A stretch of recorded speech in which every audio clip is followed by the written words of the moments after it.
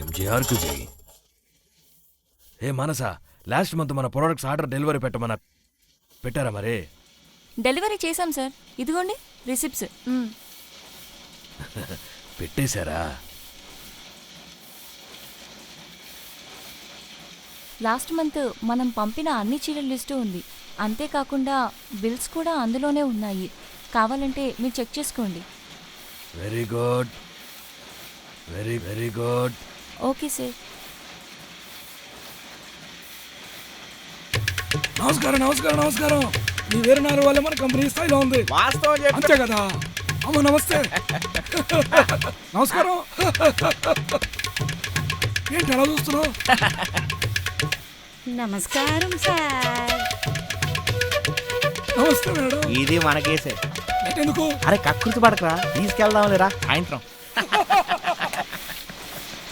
ఈ పిల్ల సిమ్లా, ఆ పిల్ల భలే ఉందిరా.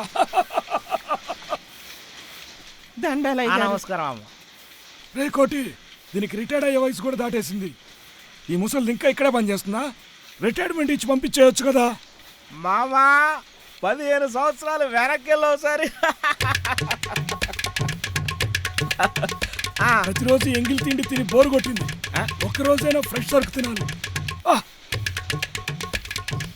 ఒక పని చేద్దాం మామ. ఒరే గుండు, ఈ పాత బైక్ని తీసేసి కొత్త బైక్ను కొంటే ఫ్రెష్గా ఉంటది. ఒరేయ్, ఈ బైక్ మనకి ఎంత సేవ చేసింది. వాణి రాణి గీత అందరిని దీని మీద తీసుకెళ్ళి. ఈ బైక్ లేకుంటే ఆ రోజు అంతమందితో తిరిగే వాళ్ళమా? ఇదంతా ఓకే. నీ జీవితంలో ఎప్పుడైనా ఫ్రెష్ ఫిగర్ని పటాయించావా? అటు చూడు. ఏం పిల్ల నడుచుకుంటూ పోతున్నావు? బైక్ ఎక్కొచ్చు కదా, ఇంటి దాకా డ్రాప్ చేస్తా. ఆ రత్నం గాడి ఎంప్లాయీస్ ని అసలే పట్టించుకోడు. అయినా వాడి దగ్గర పనిచేస్తారు. మీరు మా దగ్గర పని చేయొచ్చు కదమ్మా. కోప్పడకు పాప. ఆ రత్నం గారి వయసు అయిపోయింది తెలుసా నీకు? ఆ ముసలోడి దగ్గర ఏముంటుంది చెప్పు పని చేయడానికి? మా లాంటి యూత్ దగ్గర పని చేయొచ్చు కదమ్మా. ఇదిగో వినండి అయ్యా, ఫంక్షన్ కోసం అప్లై చేశారంటగా, రమ్మన్నారు.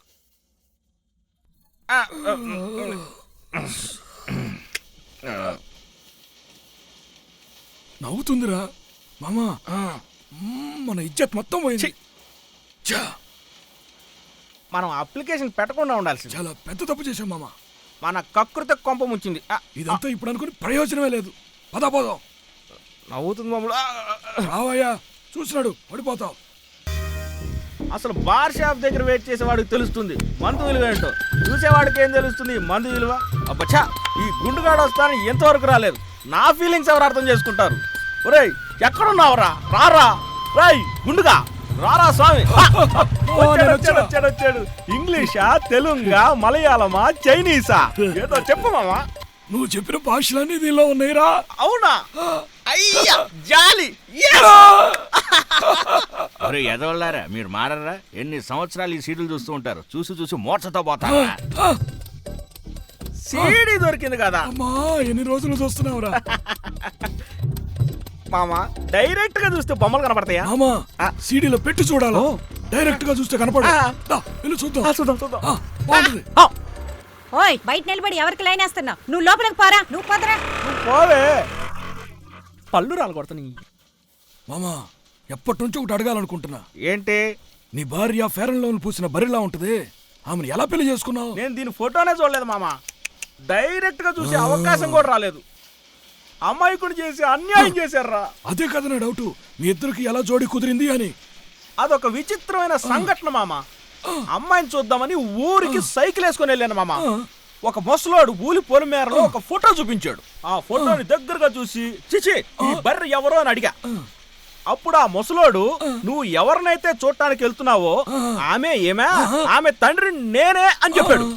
ఫోటోలోనే ఏమైంత దరిద్రంగా తగలడింది, డైరెక్ట్ గా చూస్తే ఎంత చండాలంగా ఉంటుందా నేనన్నా. అప్పుడు వాళ్ళ నాన్న, చూడయ్యా ఇప్పటి వరకు మా అమ్మాయిని 50 మంది చూసి రిజెక్ట్ చేసి వెళ్ళిపోయారు. నువ్వు 51వ వాడివి. ఒకవేళ మా అమ్మాయిని నువ్వు కూడా రిజెక్ట్ చేసి వెళ్ళిపోతే మా అమ్మాయి సూసైడ్ చేసుకుని చచ్చిపోద్ది. మా అమ్మాయి బాధపడటం నాకు ఇష్టం లేదు.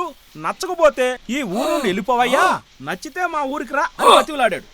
ఒకవేళ నీకు మా అమ్మాయి నచ్చినట్లయితే 10 ఎకరాల పొలం, బంగారం లాంటి బైకు, 10 లక్షల కట్నం ఇస్తానని నాతో చెప్పాడు. మామా, అప్పుడు నువ్వేమన్నావు? అలా ఆ బర్రె అమౌంట్ అని ఆలోచన చేశా. అమౌంట్కి ఓటేశా. మావా సూపర్ మావా. ఆ బర్రెని పెళ్లి చేసుకోవడమే కాకుండా ఆమెతో కలిసి ఒక పిల్లను కూడా కన్నావు. ఈ ఊర్లో నీకు స్టాచ్యూ పెట్టాలి మామ.